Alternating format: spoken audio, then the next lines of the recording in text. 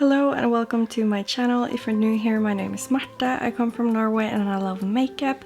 And today I'm continuing my Birthstone series where I make a quad based on this month's Birthstone.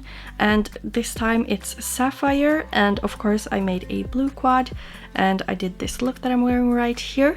So I'm just gonna go ahead and read out to you what Wixen Jewelers, which is the page that I base my birthstones on, what it says about Sapphire. Sapphire, the birthstone of September, is most desired in its pure, rich blue color, but is present in almost every color, including pink, yellow, and green. In the Middle Ages, the gem was believed to protect those close to you from harm and also represented loyalty and trust. With that in mind, this is how my birthstone quad, or my Sapphire quad, ended up looking like. And of course, usually I have 2 shimmers and 2 mattes, so I went for Salted Caramel by Looxi Beauty, which has a beautiful like bluish shine to it. I will show you better when I swatch it.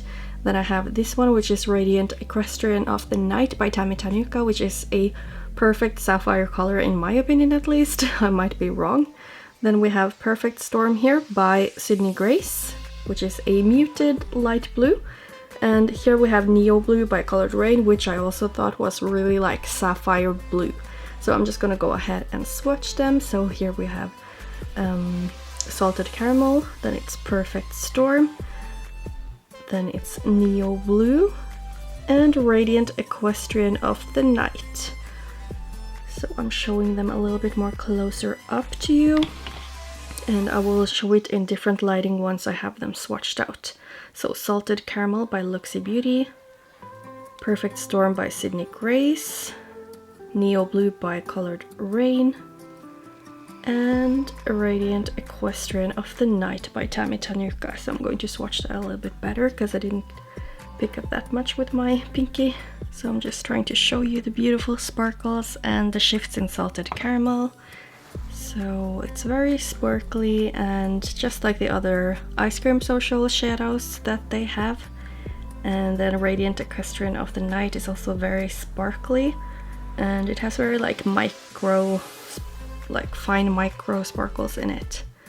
So I thought this would be a nice quad for the Sapphire birthstone. So if you're interested in seeing the look that I did with these, then please keep on watching.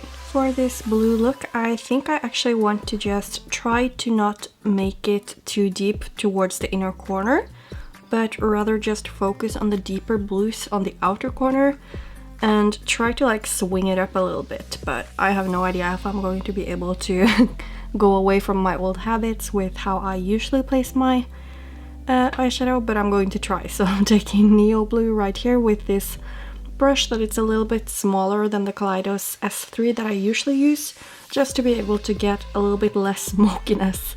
And I am wearing my NARS base, and I tried to like apply a little bit more than I usually do, just because this particular shadow is a pressed pigment and I just really wanted to have something to hold on to. So as you can see, I'm trying to like flick it a little bit up. You know, like you can see if you follow Tammy Tanuka, they always have these gorgeous looks where they just have the depth in the look like towards the outer corner, and then it's like quite simple towards the inner corner.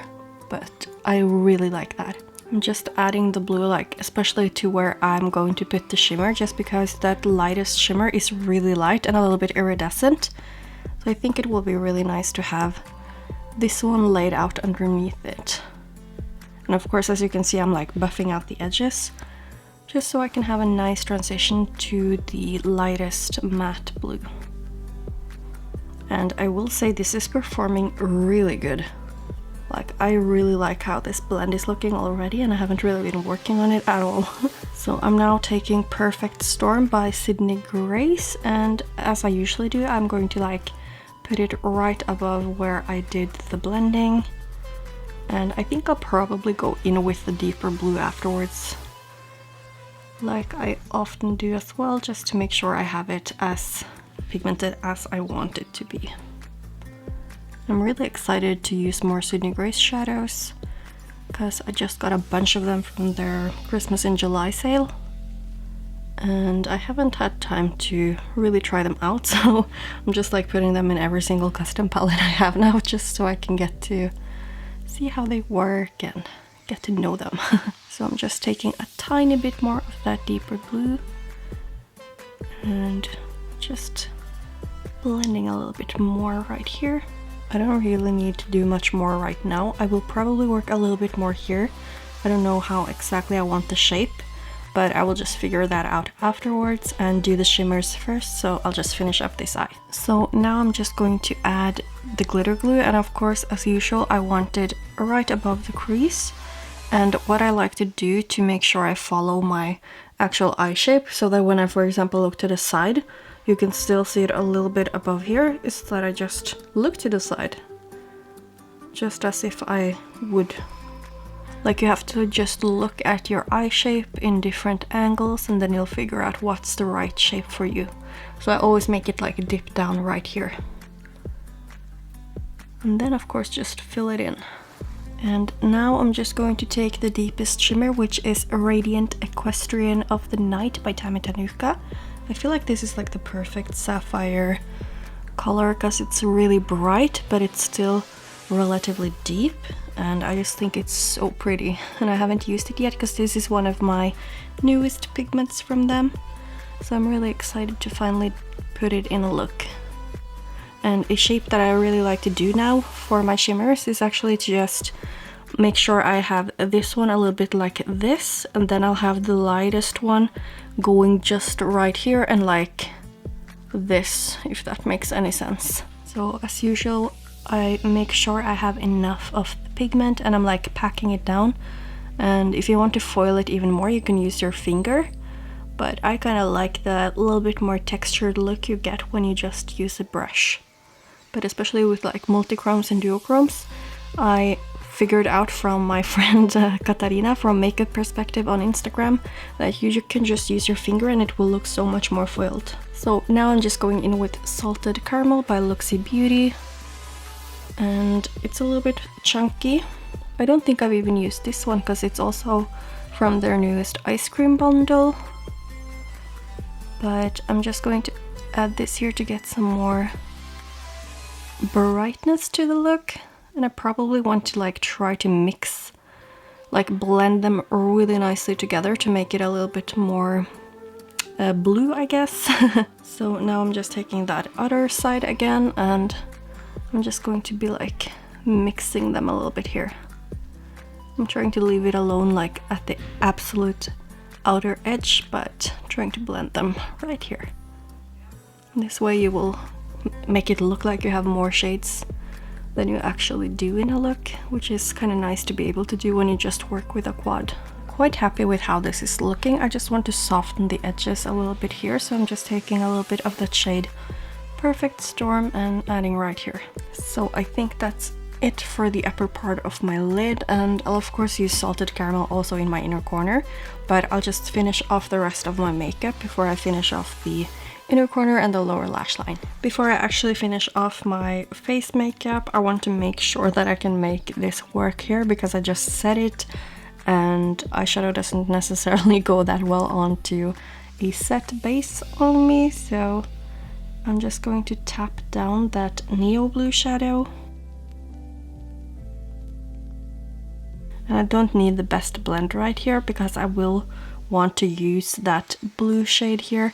Maybe I'll even use that lighter one, just because that will make it a lot more sparkly and, in my opinion, beautiful. So I'm just tilting my head a bit forward so that I don't have too much fallout. So I feel like that actually went on quite nicely. Usually I struggle more with this eye for some reason. I think it's because they have a little bit different shapes. As you can see, this one goes down a little bit further than on this eye. So I'll just try my best to make this work here as well. And here I can already see the pigment starting to smudge. So I'm adding Perfect Storm. And I'm smoking it out quite a bit. And then particularly here where I'm not adding any shimmer, I will try to make it look a little bit blended because now it's quite a sharp line. And I think I've reached the point where it's like good enough because it doesn't have to be perfect. Like, then you're going to sit and blend for hours, and then suddenly you have blended too much and you can't do anything about it because it's just going to start lifting from your skin, which we also don't want. So I think I'll just stop it here. I'll just make sure to remove the fallout and go ahead and use some glitter glue. I'm just starting by placing salted caramel in the inner corner because that way I will not bring any of that deeper pigment here. Just making sure I pat it down into the glitter glue like that, and then I'm going to take Radiant Equestrienne of the Night, and I'm holding my brush like this to avoid fallout as much as I can, and then of course tapping it in. And I'll just be going over with the mats afterwards to smoothen out the edges. Okay, so I think that's my finished look, so I'm going to do the same with my other eye, do the rest of my makeup and show you the close-up.